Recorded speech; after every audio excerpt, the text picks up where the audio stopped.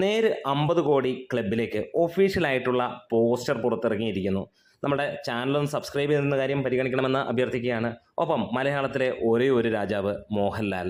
അതെ, മോഹൻലാലിൻ്റെ ഒരു സിനിമ ഒന്ന് ചെറുതായി വിജയിച്ചാൽ അതൊരു പക്ഷേ മലയാളം ബോക്സ് ഓഫീസ് കാണുന്ന ഏറ്റവും വലിയ വിജയമാകുമെന്നുള്ളത് എല്ലാവർക്കും അറിയാവുന്ന ഒരു കാര്യമാണ്. ഇത് അടക്കി പറയുന്നതൊന്നുമല്ല, എല്ലാവർക്കും അറിയാവുന്ന ഒരു കാര്യം തന്നെയാണ്.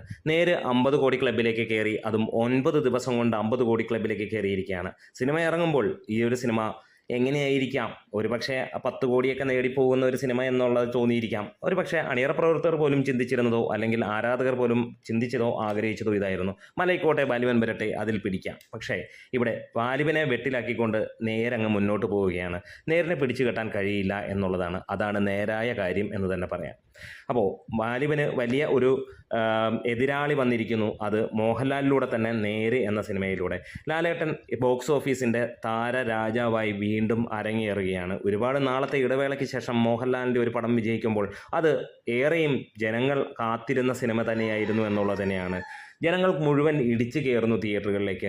350 തിയേറ്ററുകളിൽ ഇന്ന് സിനിമ ഓടുമ്പോൾ കഴിഞ്ഞ ദിവസം വരെ ഏകദേശം 200-250 തിയേറ്ററുകളായിരുന്നുവെങ്കിൽ വലിയ രീതിയിൽ ആളുകൾ തിരക്ക് കൂടുന്നത് കൊണ്ട് തന്നെ സിനിമ പല തിയേറ്ററുകളിലേക്കും ആഡ് ഓൺ ചെയ്യേണ്ടി വരുന്നു. കേരളത്തിൽ മാത്രമല്ല, വിദേശ രാജ്യങ്ങളിൽ പോലും സിനിമയ്ക്ക് ഭയങ്കര തിരക്ക് എന്നുള്ളത് തന്നെയാണ്.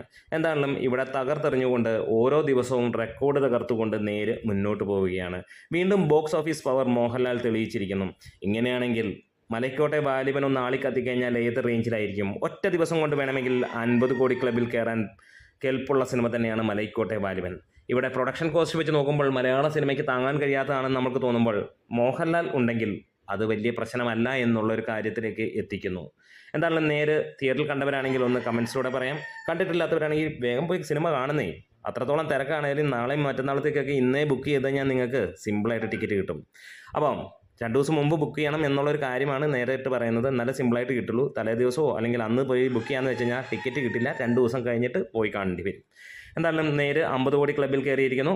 നിങ്ങൾ ആരൊക്കെയാണ് സിനിമ കണ്ടത് കമൻസിലൂടെ എന്ന് പറയാം. നമ്മുടെ വീഡിയോസ് ഇഷ്ടമെങ്കിലും സപ്പോർട്ട് ചെയ്ത് തരണമെന്ന് അഭ്യർത്ഥിക്കുന്നു. ലാൽ സലാം.